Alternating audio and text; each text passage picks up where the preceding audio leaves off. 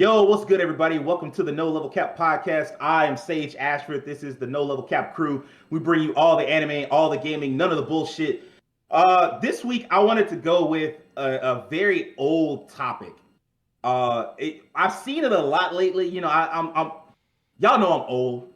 I'm getting on up there in years, but every now and again, I try to, make myself feel young, and I get old fingers and I get on the old TikToks and I see what's going on, what the kids is talking about and shit. And what I find, like, what I've seen a lot of are people talking about like dub versus sub. And it's a fascinating discussion to me because, like, I mean, we've all been watching anime for, upwards of 15 years, some of us 20 years more, maybe. It's one of those things where I thought the discussion was settled. I thought everybody just decided like, hey man, you like what you like. If you like dub, you like dub. If you like sub, you like sub. Mind your fucking business as to what everybody else likes. It's none of yours. Just let them enjoy their show. I thought the shit was settled, but then something hit me. I say, wait a minute. I couldn't believe the dots never connected. As people age, there are always new people coming in, and so the discussion for them is new. Like they never had the discussion, so now they gotta have the same fucking argument that we've seen on the internet, that I've seen on message boards and on Reddit and even on Twitter, like the early days of Twitter, like that I saw over a decade ago. And they still having the same arguments and using the same, coming up with the same reasoning and shit. And of course, you got a handful of old motherfuckers that just wouldn't let the war die. Like they couldn't put their swords down and just let it go. So they coming in there and they got to get their old crusty ass takes and shit. And so I guess I just wanted to know, how do y'all feel about it? Like, how do y'all feel about this discussion coming back yet again? So I'm gonna ask each one of y'all, what do you prefer, dub or sub? How did you get into, like if you got into sub? Because we all started with dub. Like I don't like they're a handful, a very small handful of people that I watched anime, when my cousin brought it back from Japan when I was 8 years old and there wasn't even a Toonami air shit. Yeah, shut the fuck up. Like the rest of us all started with dub, goddamn it. Like and so eventually you had to find your way in the sub. So if you prefer sub, just let me know, like, how did you get into it? Like what made you eventually just prefer it? Rakeem, do you want to start us off? Like, how do you feel about dub versus sub? And if you prefer sub, how'd you get into it? I'm going to start off by saying the reason we're having this discussion again is because those who are not students of history are doomed to repeat it. As newer generations come in, however they're introduced to anime, that is what anime is going to be to them. Now, of course, in our generation, we had the dubbing because we were on network television for all the anime we had, so everything was dubbed. Even the intros, everything was changed to appeal more to an American audience. So we grew up with dubbing. So of course, there's a subset of anime fans from our generation who will always prefer dubbing because that is what anime is to them. That was what they were exposed to. Now in 2022, where we're in now, there's way more exposure to anime on all these different streaming services online, and the sub anime, of course, is plentiful because of course, getting it directly from Japan and getting it sub is going to always come out first before the dubbing does. Personally, I always preferred I preferred sub anime. I grew up on the dub anime, of course, just like you did. But once I found the online anime scene and realized just how far ahead the Japanese coverage of anime was, it was a no-brainer. I'm not going to sit and wait for 50 episodes just for them to be translated in my language where I can watch them now, just do a little reading. And a part of that too is that we also grew up in a time when we came with like the martial arts movies we grew up as a kid or like things like that. So there were some films that we watched as kids, Crouching Tiger, Hidden Dragon, a great example of one, where some of them were subbed. We grew up seeing some movies that were subbed. They had the bad English back then too, where they had the broken mouths and stuff like that. And that was hilarious for its time. And that has a part of the culture too. But I kind of was okay with subbing. I never had an issue with it. I hate that the conversation is still a war, where it shouldn't be. I mean, I think what the tribalism of our generation now is that everyone attaches themselves to something like everything is a cause. Not everything has to have a freaking cause to it. Not everything has to be a battle. Just because you prefer something, somebody trashes what you like, you don't have to take that as a personal attack on yourself. That's the issue that's happening. people are seeing issues people have with like subbing or dubbing or preferences, things like that, as an attack on what they love. They feel like they have to defend it because they're part of that tribe. And because of the internet, we have these tribes now, these Facebook groups, these online forums, these Twitter posts, and we, assigned to these tribes. We fight online like we're fighting in real life, like it's a war, and we have to get over on someone. No one's even having conversations anymore. It's all about battle. But at the end of the day, when it comes to subbing and dubbing, watch whatever you want. The quality of dubbing has increased tenfold since the 90s anyway, because they put more effort into the actors and the quality of the voice actors and things like that. So I think dubbing's in a good spot if you want to listen to dubbing these days. I don't think it should be crapped on like it used to back in the past. That needs to die too, the elitism in anime. That could be a topic for a whole nother day about the elitism and like how people like certain things. I'm not going to get into that tonight. It will. I'm not going to get into that tonight. Yeah, but anyway, my preference, subbing, my opinion, watch whatever you want, and just don't be an elitist douchebag about it. It's not that big of a deal. Don't attach yourself so closely to something that you lose yourself in the process. It's more, important to enjoy this realm of anime we have, especially right now when anime is probably as popular as it's ever been. Facts.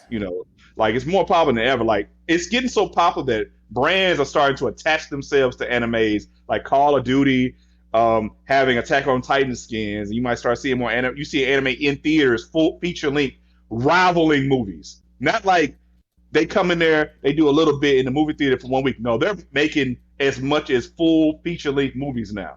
So they are direct competition. Hollywood is going to capitalize on that. Absolutely. But yeah, just long story short, watch what you want. Don't be a douchebag. Simple and clean. I think, and you had a great point there. What happens is people attach these things, they make them part of their identity. And so, like you said, like it becomes it's not enough. Like if I say, oh, I prefer sub, it's like, oh, that means that you're attacking me. Like, no, I'm not attacking you. Like, I didn't say anything about you. I didn't bring up your name specifically. I just said I like this. And I don't understand why people can't get over that. But I mean, like that is a problem that I think all of us have at some point. You just got to grow out of it. Will, dub or sub, and like, how do you feel of that we still having this debate in 2022? To answer the question for dub or sub, I'm really 50-50 on the whole thing because, like you said, we all started with dub, but I found subs just like King did. Once I found myself on the internet and I seen some things, I'm just like, oh, so this is how I can catch up and be ahead of the television now. I don't have to wait, and I can just read. I can just read, and I don't mind reading. So I'm 50-50 on it. And just recently, I finished watching a show recently that had dubs on it. I didn't even think twice about it when I put it on. Like I just heard English and followed along, and then I was like, wait, let me hear how this sounds in Japanese. So I'm kind of in the middle of the scale of it. If you have a good dub, I'm with it. If you have a solid sub, I'm with it too. It's one way or the other, and I'm not really tripping on it in any way, shape, or form.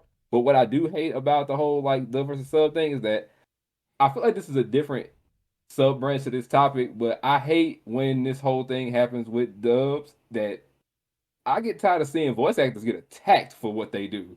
That's something that gets to me too with dubs. Like there are some people out here, great voice actors and newer people that have stepped in to do their part and make these characters come to life. But for some reason, one section or just the whole fandom in general, for some reason, cannot get behind this person, and they're just like, "Look, you gotta go. I don't like you on this character. You gotta go." Or even worse, we hear about death threats being sent.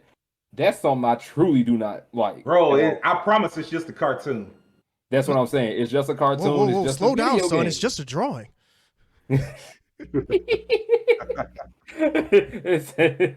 Exactly, Terrence. It's just a drawing. Don't be attacking these people behind them. They're the voice to this thing that you love.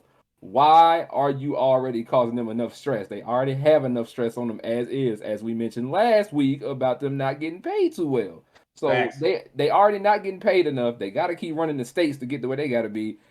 They don't need to see you sending them letters telling them that they need to go in a ditch and, unalive. So, yeah.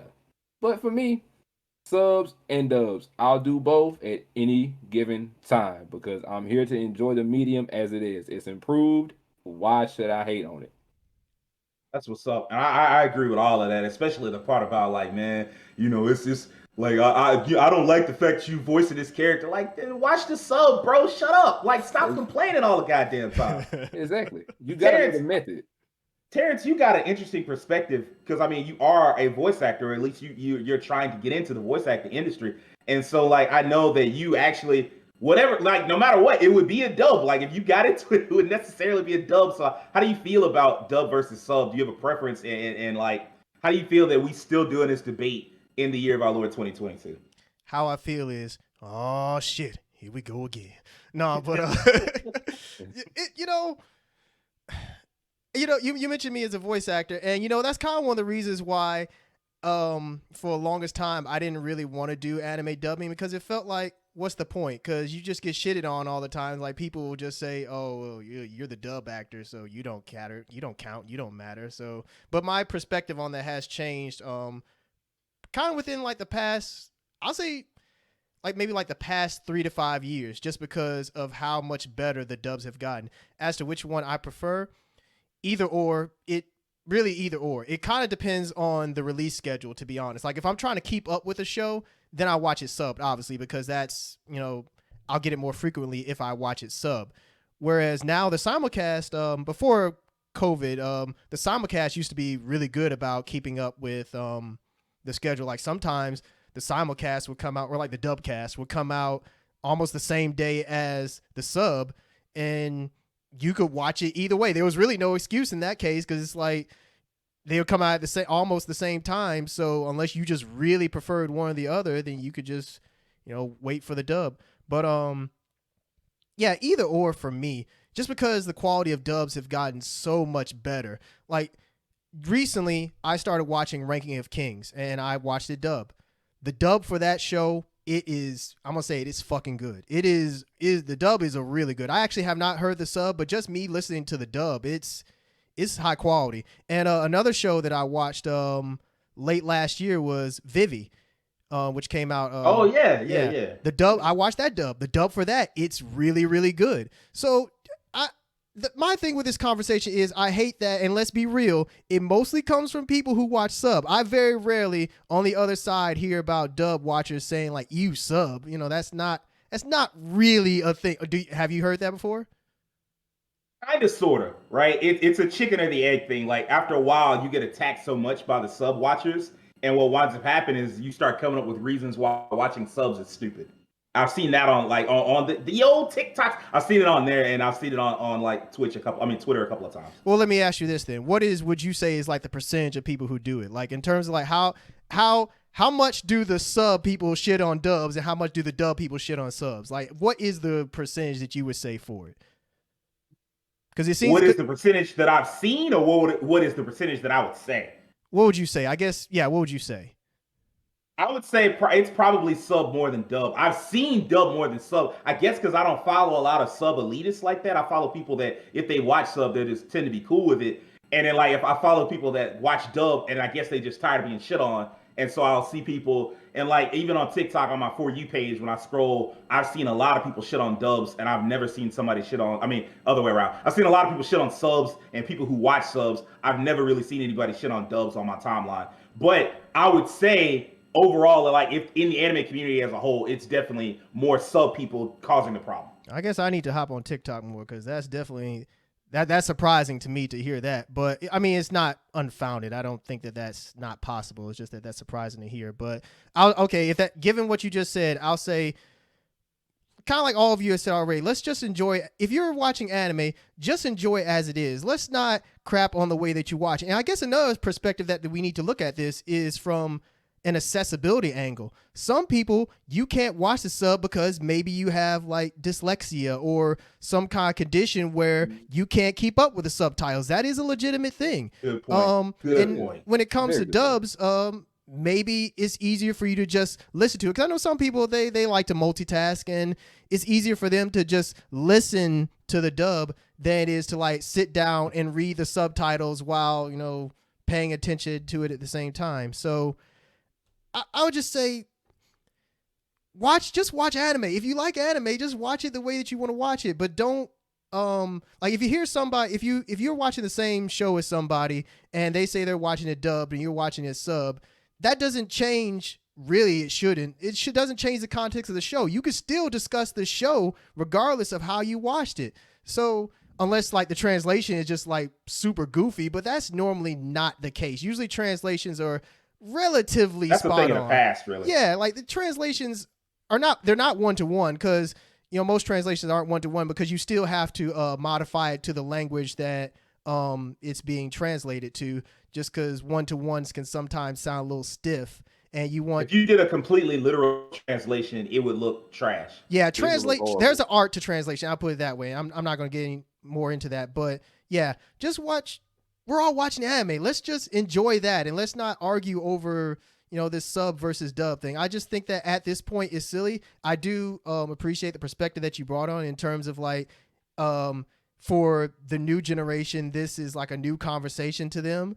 So that is a good point. That's kind of like just history repeating itself. But you would think that at this point, people would just realize that, just watch it the way that you want to watch it and let that be it. I'll admit there's some dubs that I don't like. I'll admit like the Attack on Titan dub, I'm not really the biggest fan of. I like the sub over that, but I wouldn't crap on the dub at all. I wouldn't, like, if somebody's watching a dub, I wouldn't say, you're watching a dub? Ugh, what a moron. No, you're watching Attack on Titan. So let's just discuss Attack on Titan. So let's end all this sub versus dub stuff. Just watch it the way you want to, and just as long as we understand the show and we like it, let's just discuss what we like about it.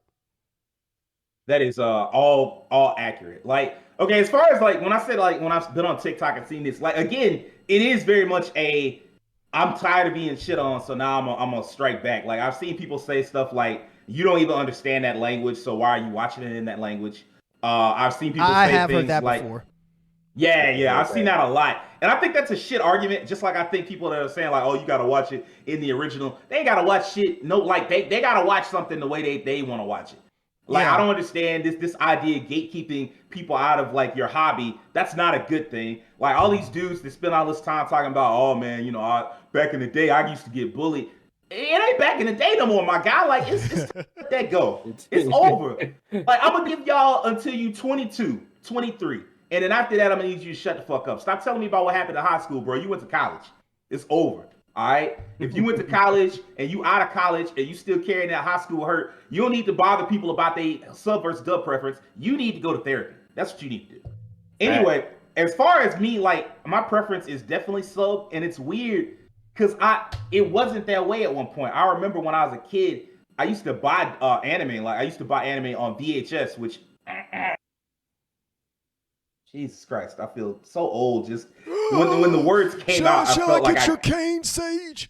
It feel like I need a cane, bro. Like I said that shit, and as soon as I said it, I said, God damn, I'm old. But I used to buy VHS tapes. I used to go to Sam Goody back in my hometown, and Lord. yeah, and you go in there and they'd have the VHS tape. And I apologize for taking y'all down old Taku memory lane, but I mean we got to go down there for this discussion. I used to go to Sam Goody and I buy tapes of my favorite, and like the first anime I ever bought was Sorcerer Hunters. I still love it to this day, even though it's not super great. It's still in the top 20. But like I bought it and it would come on tape, and you had to buy 3 episodes at a time for $20. If you got it subbed, it was $30. And one time I bought it subbed by accident, and I was so upset with myself. I'm like, man, hell no, I'm taking this shit back. And that should tell you how I used to feel about subs. Like I didn't like them, but I eventually one day, I think when I got my computer, and I mean like we all got into fan subs. Like I think everybody at some point watched the fan sub in this panel. Oh yeah. And I watched some fan subs, and I'm like, oh, well, I guess this is the only way I'm gonna get into it. And over time, I just got so used to like hearing new anime through sub that I would hear dub and go like, oh man, what the fuck is that? And I agree with Terrence. The dub has improved over the years, and a little bit to an extent. Like there's some nostalgia in me that like I rewatched Tenchi Muyo a couple of years ago, like in 2020. I rewatched it, and I actually looked up the dub. I was like, I just want to hear it just for nostalgia's sake. Was it a very good dub? It was alright. It wasn't nothing special, but like just the nostalgia of it. And that should be none of your business. Like if I'm watching the dub version of something for whatever reason, whether it's nostalgia or whether it's because I think the dub is just really good. I mean, like, so don't worry about how I'm watching it. How are you watching it? How are you enjoying it? Because you ain't got to sit there with me while I watch it, you know? So I just, it is upsetting to see this debate come back up. And I mean, I'm fine with it coming from people that are like, 15, 16. I can give you 19. Like, if you in your young years, if you a Gen Z kid, a young Gen Z kid, that's fine. But goddamn it, if you a fucking older millennial and you still having that debate, knowing damn well you had this debate before, we all agreed, like, look, bro, it's like however you want to watch it is however you want to watch it. We squashed it and we moved on, and you trying to bring it back up, bro, take your L and go home. Shit. And I think we that's enough for that, because I did have another topic that I wanted to get into, like a more fun topic. It was actually suggested by Terrence, and once he said it, like we had a whole other topic that we were gonna do, but once Terrence said that topic, I got obsessed. I was like, "Fuck, I love this idea! I'm so excited." So as anime fans, after a while, something happens to you. After a while, you get to a point where you're like, I've seen so much anime. I'm used to the tropes of anime. I'm used to how the setups of anime. I'm used to all the shit that happens in anime. And your brain, unless it's a really egregious thing, kind of smooths over some of the rougher parts of anime. Like you'll watch it and you won't even, your brain don't even think about it. But that's not the case when you show something to somebody else, somebody that may not be into anime. Like somebody that doesn't watch hella anime, or maybe they just watch Studio Ghibli anime, which to me is the same thing as saying I don't read comics, I read graphic novels. But that's neither here nor there. When you like the people that are like that, they not used to all the tropes and all the shit like that. And so there's certain anime that you might like, but you can't recommend. So one show that just came back that was hella popular, and it was gone for a couple of years, but it was hella popular in the States, was Rising of the Shield Hero. And that show was like super problematic for reasons, right? And I thought about it and I'm like, you can't, like, I liked it. I thought it was all right? I understand the problematic element of it. False rape accusations, those aren't real. Like they happen, but they're so rare compared to actual rape accusations that like, it's crazy to build a whole show around that. That was wild. And it was out of line for setting that up.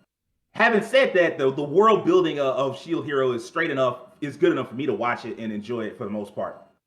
But even then, there's an anime I can think of that I know me and Rakeem and Terrence saw that is way worse than that in some ways. Like, because like, I think one of our favorite animes, definitely one of my favorite animes last year was Mushoku Tensei. Mm-hmm. Like, that show was amazing. But the protagonist is sketchy as hell, bro. That's a grown-ass man out here being obsessed with kids and shit like that. And they kind of hand wave it away in certain ways to make you like, okay, I can kind of, but even watching it, I'm like, I'll never, ever recommend this to anybody that isn't a huge fucking never. I'm sorry. Like, I can't do it. And I mean, like, it's interesting because, like, with Shield Hero, Naofumi's technically a good guy. Like, he's an asshole in some ways, but the reason why he's an asshole is perfectly understood. Even though the false rape accusation thing, like, that's not a thing in real life for the most part. But, like, that's what happened to him in the story. And so you have to go with that. And, of course, like, that's going to change who you are as a character. It's going to make you, like, a less trusting character. It's going to make you more of a dick because, like, everybody naturally turned against you. And now you, like, angry at the world. And so, like, I get it. But he's, like, fundamentally a good character. He goes around helping people. He goes around fixing the problems of all the other heroes, the sword hero, the bow hero, the spear hero. He goes around fixing they fuck-ups. And so he's, like, a good dude. Rudeus is not a good dude. He's a terrible fucking person. Like, you actually see him grow over the course of the series. Like, he starts out as a baby, and he's a fucking pervert. He's, like, a really shitty pervert. And, like, as he ages, you see him struggle and suffer. And, like, like, the reason why I'm bringing these two up is because Shield Hero is technically, like, an easier show to recommend, even though it's hard to recommend. But Mushoku Tensei is a better show, I would say. I would say it's better written. The world building's way better. The animation is, and Shield Hero's, like, the world building in Shield Hero is good. The animation in Shield Hero is good. Everything that Shield Hero does right, Mushoku Tensei does way better to me. And so it becomes one of those things where you're like, fuck, I love this show, but I can't recommend it to anybody, even though I look at this man take L's. Like, there's some very real stuff that happens in that show. Like, when that man confronted his dad, and I don't want to spoil too much of it, but like y'all know what I'm talking about. When he confronted his dad after he hadn't seen his dad in a long time, and I'm like, obviously don't get too much more into it than that if y'all want to talk about it. But when he confronted his dad, like that was real shit. Like the way that he reacted and the way that they reacted with each other, that was like some heartbreaking stuff. And it's even better in the manga. Like that shit had me in tears. I was like heartbroken for this man. And like, despite that, I can't recommend that show. And there are other shows like that I can't recommend. I used to love Sekirei. I used to love the shit out of Sekirei. It was like this battle harem anime, and that was like big for a little while as a genre. For like a couple of years, they had a lot of battle harem anime, and you couldn't recommend that show to nobody. It's titties everywhere. Like that show, like if you can't tolerate an excess amount of titties for no reason, then that show's probably not the show for you. Another show that I know I can't recommend is Fairy Tail. And I'm gonna say something about Fairy Tail that's controversial as shit. As far as battle shonen goes, Fairy Tail has some of the best written female characters in anime.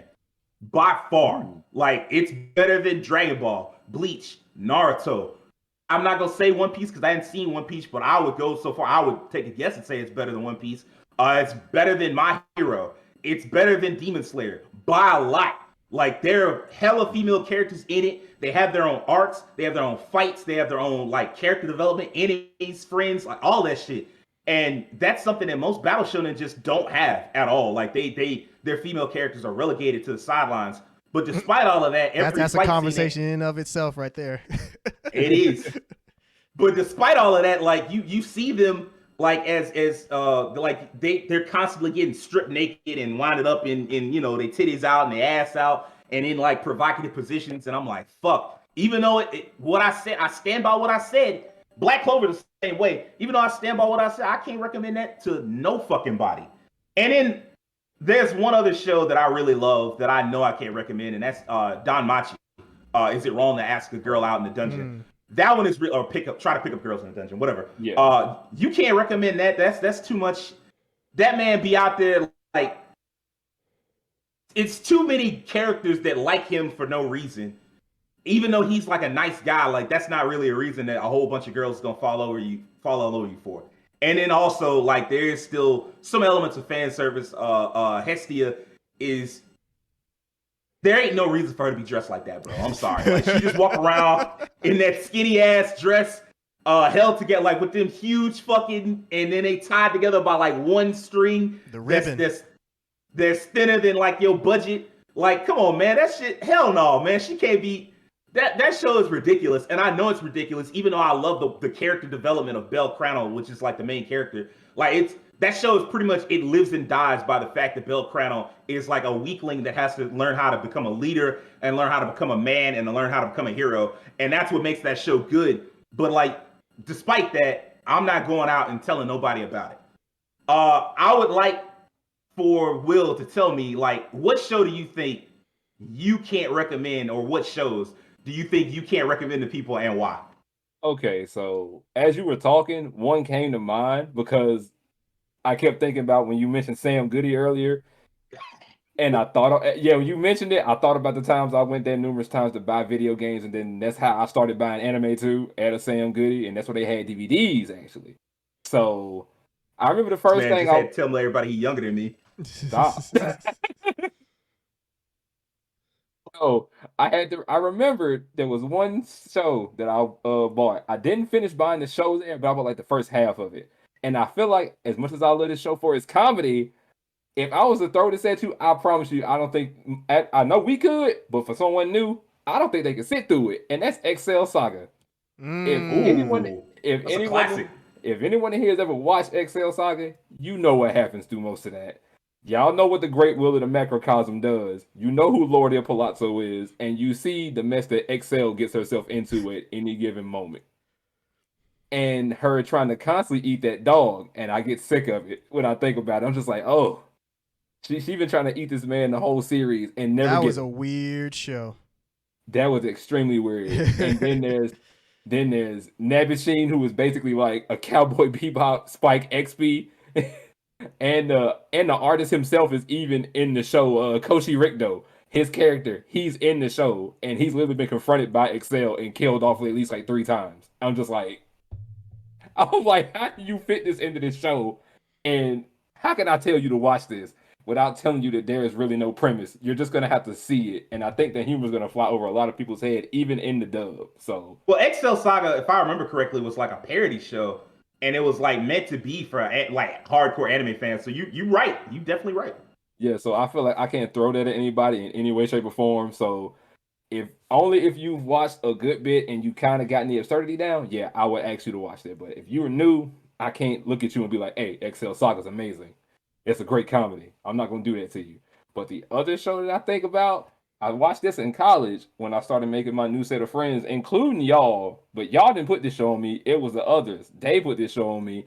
And that's Black Butler. And that's where a lot of the implications that go through that show that I cannot agree with at this point in time. And it's the relationship between the main character and his butler and how that looks on the outside. Because when I watched that show, I thought nothing of it at first. But when I look back at it, I realized the target demographic for that show, and it was mostly a female demographic because of how, I mean, if you know who CL is, you know what CL looks like, and you know what Sebastian looked like, and the way they kind of carry each other along and whatnot. Yeah, I don't think I could throw that at anybody because they would see that flat out, like he's a child, that's a grown man. Even no. and I'm just like, yeah, and CL already looks feminine as is. So, and there's a couple of spots where he's had to wear a dress to kind of slide into something, like into a function to do something and figure this out. It's crazy, but it stands out to me as one of those shows that if you don't watch anime, this is not for you because you're going to see those implications between those two, and it's going to make you walk away from it. But one more show I think I may have on hand, even though I listed like 5.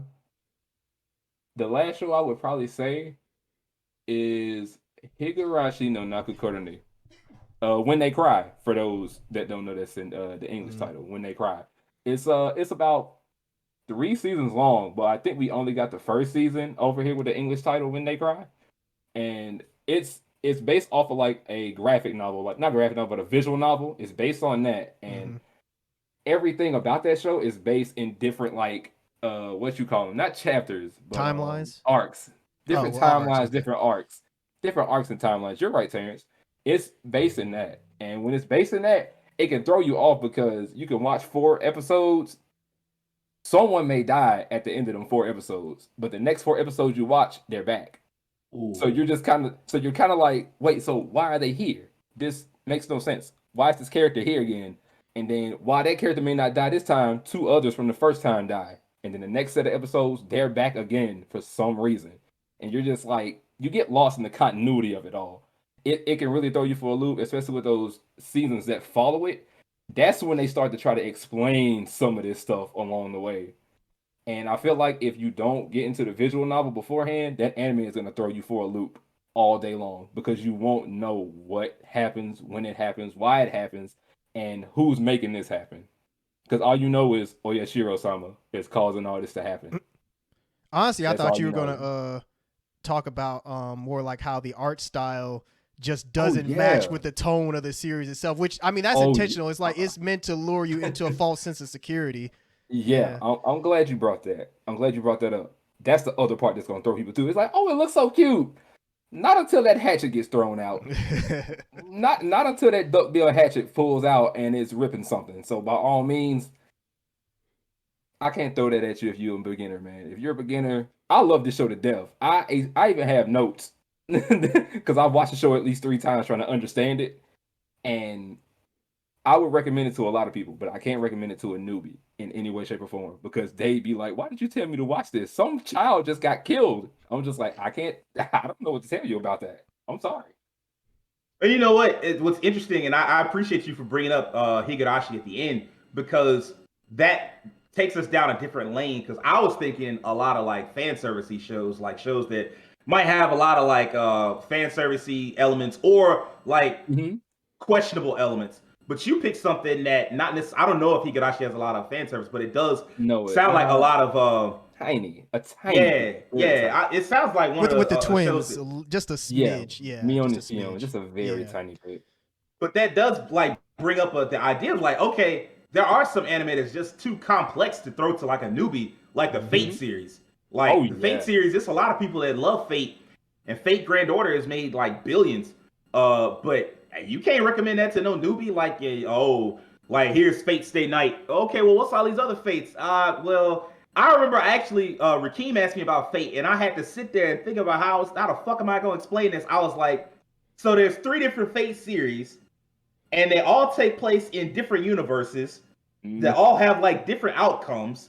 And so like the visual novel, like you play it and you get all these choices, and then the anime kind of copied all the choices. So you have like 3 different timelines and 3 different. That shit confusing as hell. Like if you throw that at somebody that doesn't follow anime and doesn't already know how visual novels will often play out, they would be sitting there like, bro, I can't watch this. And then that's to say nothing about all the other Fate anime spinoffs that you got, like Fate Apocrypha and Fate Prisma Ilia. The Magical Girl Show. And Fate Grand Order. Fate Zero is just Fate Zero is the easiest one to explain. It's like a prequel. Yeah. But even that, it's like, okay, well, here's the prequel, but it's the prequel to all 3, like Fate Heaven's Field, Fate Stay Night, Fate Unlimited Blades Work. It's the prequel to all 3 of those. Like, that's a lot. You throwing too much at people as like they first. Like, I would not give somebody Fate as like their first anime. There's just no fucking way. Terrence. What shows like did you come up with that you like? Man, I can't recommend this to no newbie. Hold on, wait. No, what's up, Will? What you got, Will? So, just quick bumps before I let Terrence go. When you was talking about like things that kind of like had like those outside like fan service like things, there's 2 shows that came to mind. Girls Bravo, I watched that on Netflix. Oh, I remember that one.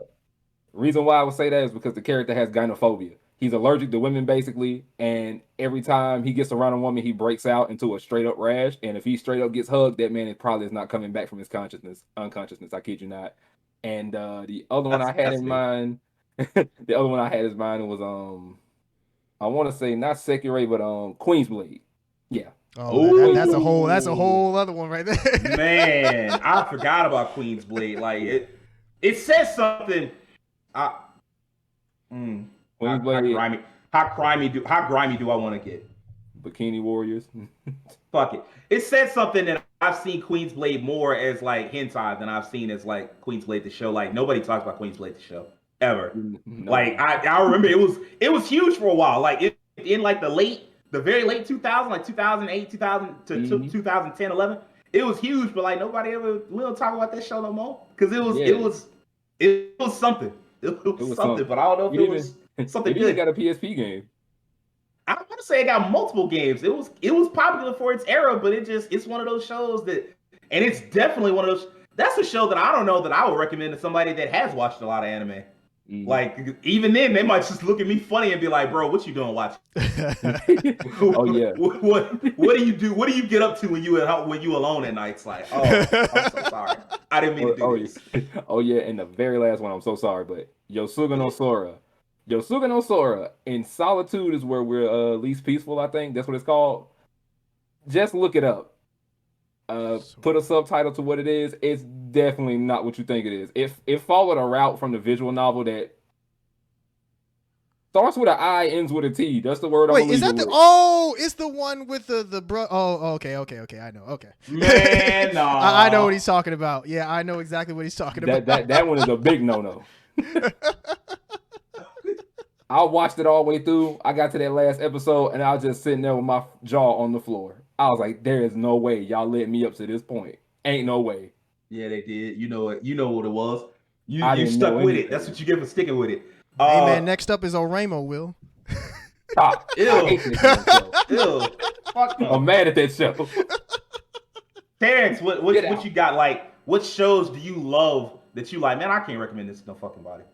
You mentioned Mushoku Tensei, and yeah, that's one that I don't think I can just recommend like that, just because, man, I mean, you already touched so much on it. It's like there's just so many problematic elements to the main character and there's a certain episode, I won't get into details for spoiler reasons, but there's maybe 7 or 8 episodes in where he just does something that it just pushes the boundaries a bit too far. What you talking about? Yeah, he just pushes the boundaries a bit too far, and I could completely understand if someone was like, "Look, I'm out."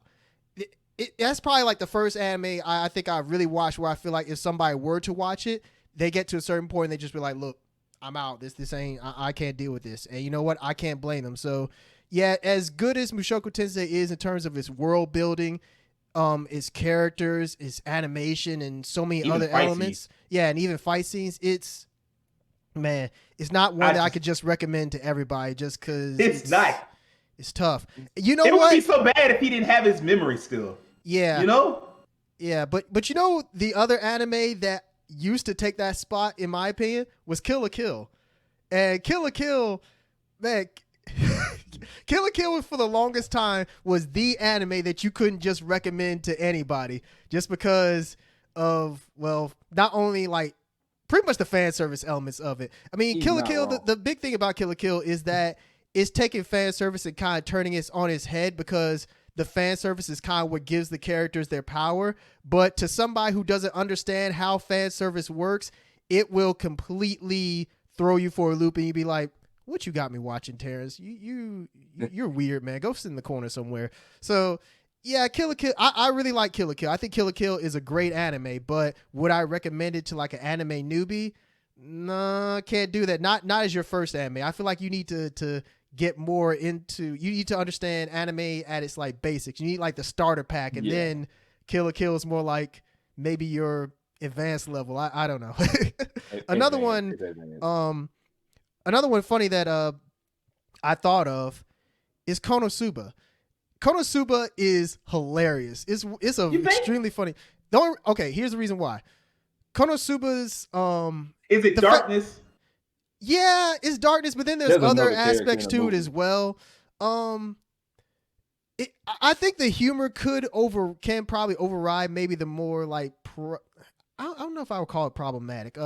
I think the humor can override the more so like fan servicey moments of it. And I know we were planning to make fan service like a whole episode in and of itself, but just to briefly touch on it here, it's like with the fan service that happens in Konosuba, I can see why somebody who has never watched anime, they look at it, even though it's funny, they might be kind of like, I mean, this is funny, but some of this stuff seems a little unnecessary and kind of over the top, which is the point. But just to someone new, I could see it maybe not flying. It's one of those where it's kind of 50-50. I think it could work, but there's some elements that probably couldn't work as well.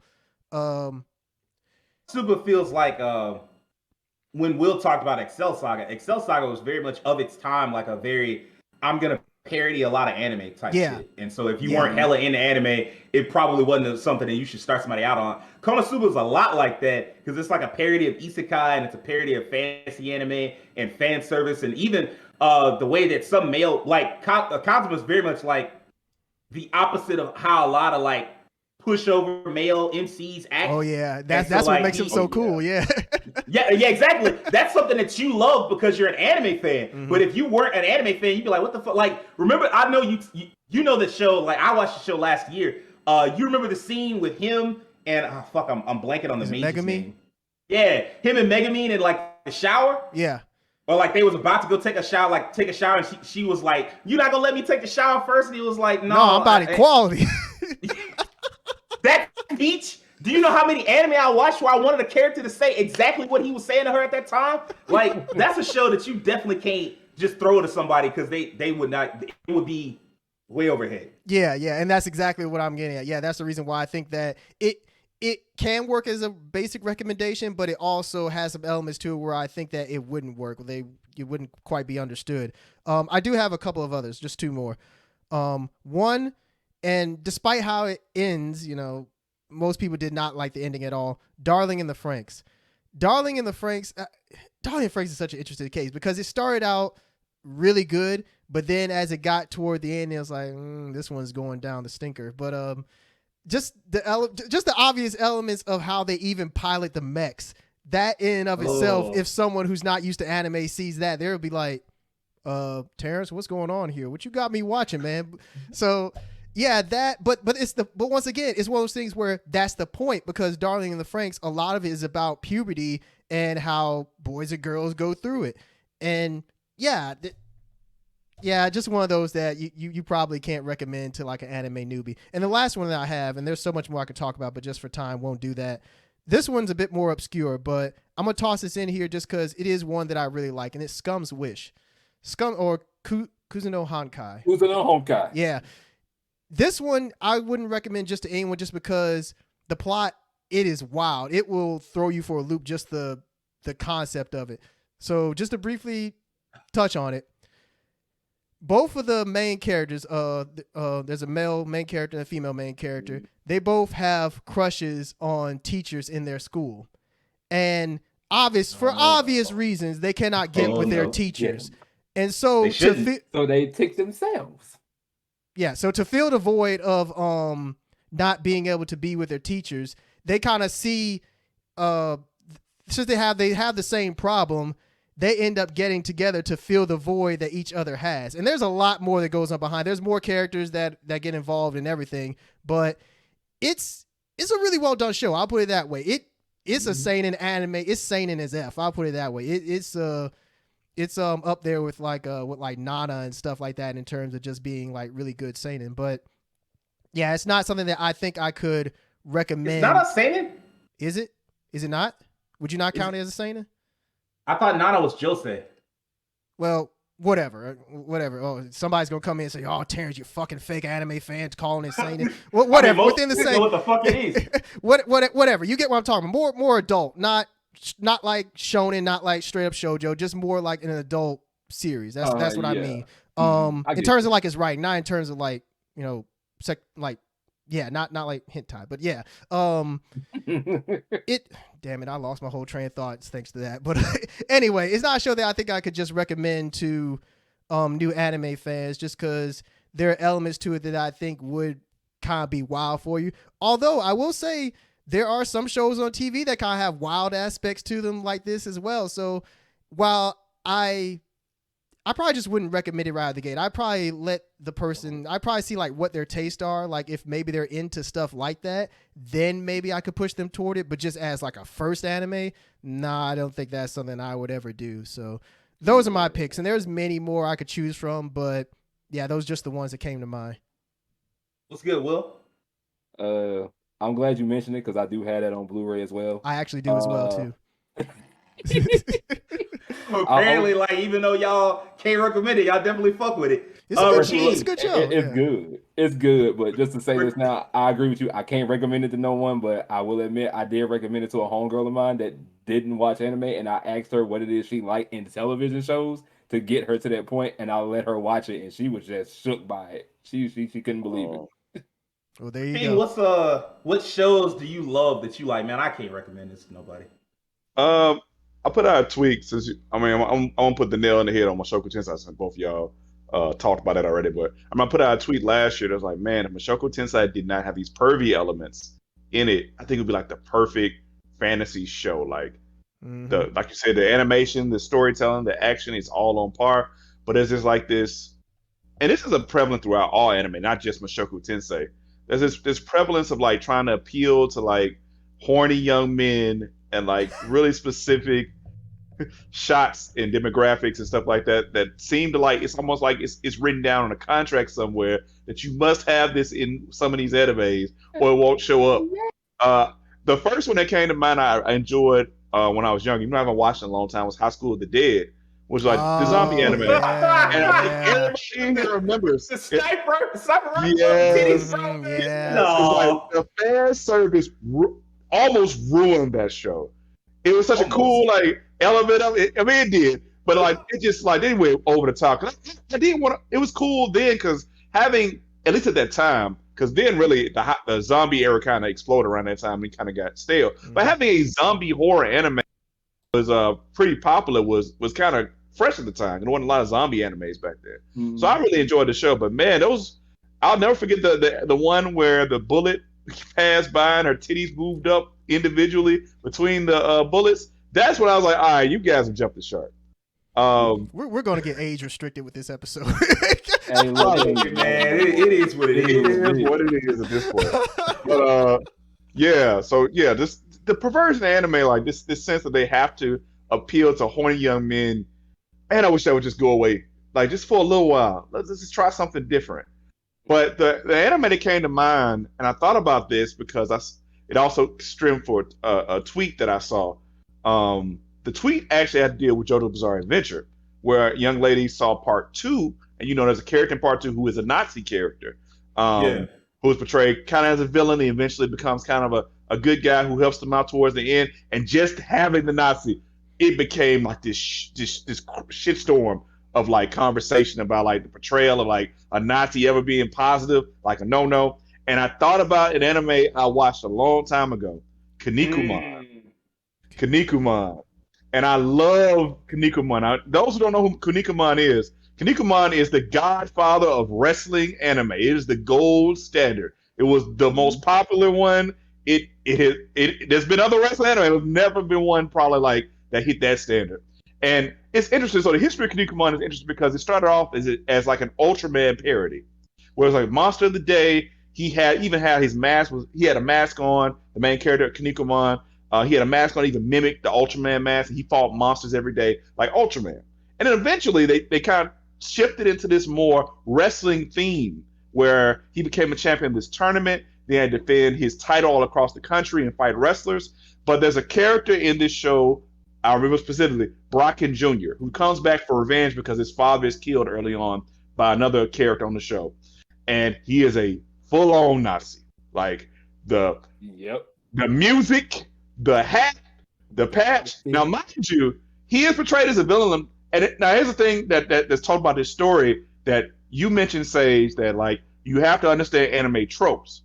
He was a villain who, over the course of dealing with all these hardships, these combats, fighting these guys, gained a heart sort of, became a more positive character. We get that anime does that a lot with characters who are like seem irredeemable. Like, for instance, a lot of people don't think about this. Vegeta really shouldn't have been as prominent later on in the series as he should have. You think about all the atrocities that man's committed. And he's my favorite character in DBZ. He did commit a lot of atrocities, but like I hate when people say he didn't get his. Because that's like with him and Frieza. Like, I've never seen a more humbling moment for any character in it. Like, he didn't even survive. I was gonna say a more humbling moment for somebody that survived it. He didn't survive it. Frieza beat the brakes off that man. Like, he literally used his back, like Rocky with the like training with the meat, just pounding that dude, just destroyed him. And then like after he sat there and cried and broke down over all the trauma he had suffered that Frieza inflicted on him, Frieza was like, "Look, nigga, I'm tired of hearing that," and just shot the shit out of him. Yeah, so I felt like Vegeta is an example of a character who had committed atrocities in the past that seemed like it shouldn't be forgiven.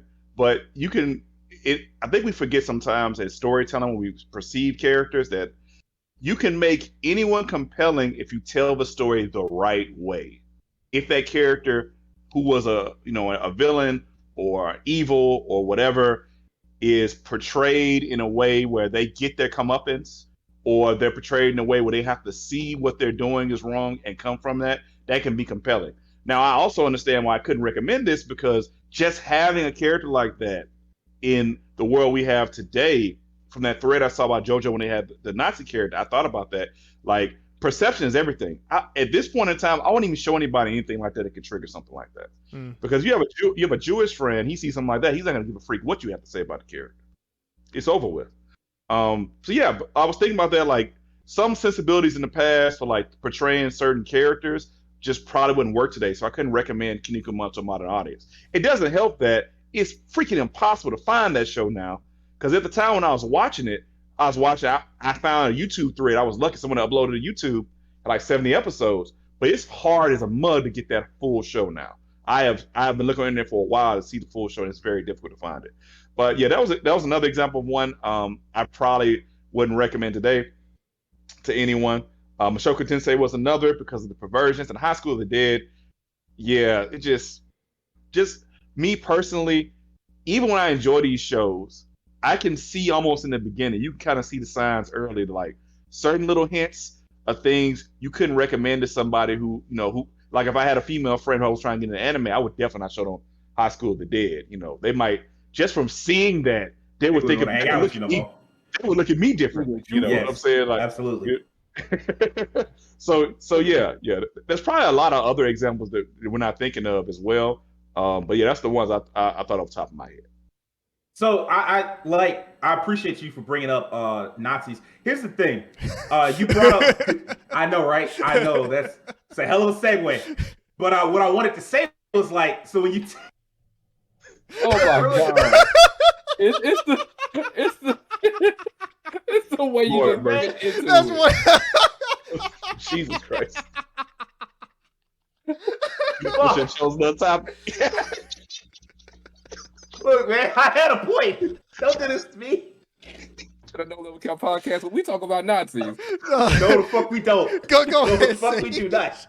We What I don't was do gonna that. say is, when you tied it to Vegeta, the thing is, like, a lot of times we forget, like, it works because it's so fantastical. Like, Vegeta's like somebody from another planet, and Frieza, like, if I would hate, I'm sorry, like, I don't watch a lot of Super, but like I do keep up with it. Well, I'm not a super fan, but I do watch Dragon Ball. But like if they turn Frieza into like a protagonist, that would probably be the end of it. I couldn't watch it no more. But there are certain characters that do get, redeemed over time. Like, if you watch Boruto, Orochimaru showing up to PTA meetings and shit. And like that man was a whole monster in Naruto. But like we don't think about it, especially when it's fantastical, but when you tie it to something that actually happened in real life, so like Nazis or any really horrible dictator type shit, and you try to make them into like a character that has that stereotypical heel face turn, like you can't fucking do that. Like, and I animate, like, I guess creators don't think about it in those terms. And even like I have another anime that I don't know if I'm positive that all of y'all have seen it. I don't know if you remember it. Fucking Hatalia, when they tried to turn all the Axis characters into like cute little chibi characters and make them Everything was goofy. Man, hell no, you can't recommend that to nobody. Hell, I mean, like a lot of people liked them back in the day and probably wouldn't even watch that show now. So I mean, like that's just one of those like things that people don't think about. Like, okay, maybe disconnected a little bit from real life some. You know what I'm saying? And I mean, like one thing that's important to note, you can enjoy something that has problematic elements.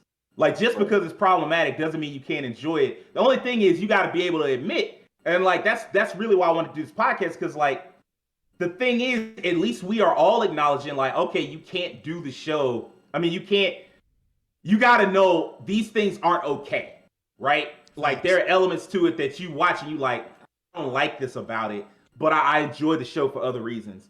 It's a problem when you watch the show and you're like, man, I really don't see a problem with those elements. Like I could recommend it to anybody. That would be a problem. Like to me, that's a problem because it shows an astounding lack of I don't know if it's empathy, the ability to like relate to people, to understand why somebody would find that, lack of self-reflection, all those things. Like this, just you got to be able to watch a show and immediately know, like, all right, no, this ain't for everybody. And then there are two shows that three really that I thought about while everybody was talking. One that we all watched at some point because it was on Toonami, and you might know where I'm going with this now. It was an action show. At one point, it was considered one of the greatest anime of all time, but then its creator stepped out of line and did some wild shit. Rurouni Kenshin. Its creator was found with certain stuff. We gonna say cheese pizza. He was found with some cheese pizza. If you put some initials together, you know what I'm talking about. And that kind of it's a stain, it's a blight on not just him as a creator, even though he, I think he went to jail, served his time, but like that don't leave your head. That's some wild shit. And then like when he talked about it, he was like, yeah, I mean, I just like stuff like that. I'm like, bro, you and that's a blight not just on him as a creator, even though, over there he's pretty much straight and like he's publishing a sequel now.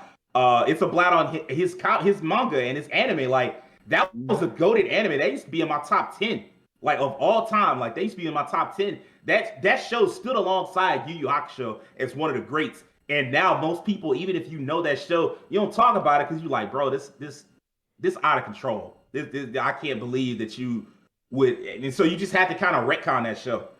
Another show that I thought about, and it's not necessarily something you can't recommend because it is like a really, it's one of those shows that you have to talk to people about. But I had never really approached it from any other angle. Neon Genesis Evangelion. Somebody was like, "Bro, this is the horniest show I've ever seen," and it was like a YouTuber that I watched. I'm like a YouTuber that I was a really big fan of, and she was watching. She was like, "I've seen a couple episodes of this. This is the horniest show I've ever seen," and it stopped me in my tracks for like a full 15 minutes as I sat there and thought about it. I hadn't seen the show since I was like in 16 in high school. That was like one of the first shows I watched on Fansub. But like I was like, is it? And I thought, because like when that came to me, I'm like, fuck, that show was not that bad to me at the time. And growing up now, like if that's the show you saw and you thought that's the horniest show of all time, bro, it's so many anime that you could not watch. And I'm not saying that as a criticism of her. That's a criticism of the genre. If it's gotten so bad that like something like Evangelion, and I mean like she had only seen like a couple episodes. She hadn't gotten to like, you know, end of Evangelion when this man was, you know what happened. She had saw just the first couple episodes and she thought it was like super horny. I'm like, fuck. It's anime has gotten so much worse since then that I'm like, man, I like Keem said, it just feels like they spend too much time trying to appeal to really horny kids, just because that's them the dudes that's gonna be willing to buy all the figurines and all the Blu-rays and spend all the money on the merch and shit like that. Is it even and kids so at this point? Some of them are kids. A lot of them they grown. A lot of them they in their 20s and 30s. Let's be real.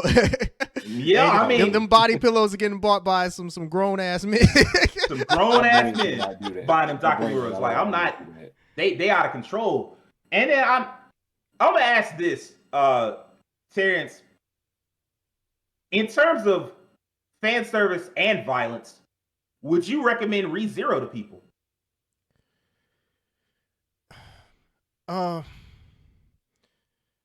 ReZero is a tricky one, just because.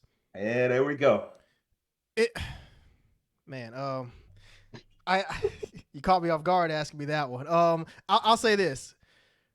ReZero. What makes ReZero tricky is ReZero is it almost does like what Madoka Magica did in terms of it's a deconstruction of the protagonist like that, kind of like the isekai protagonist, because ReZero takes this guy who goes to another world, your typical isekai protagonist, and whereas in most isekai, a guy like that is treated as like a god, like he gets all these powers, he gets women and everything.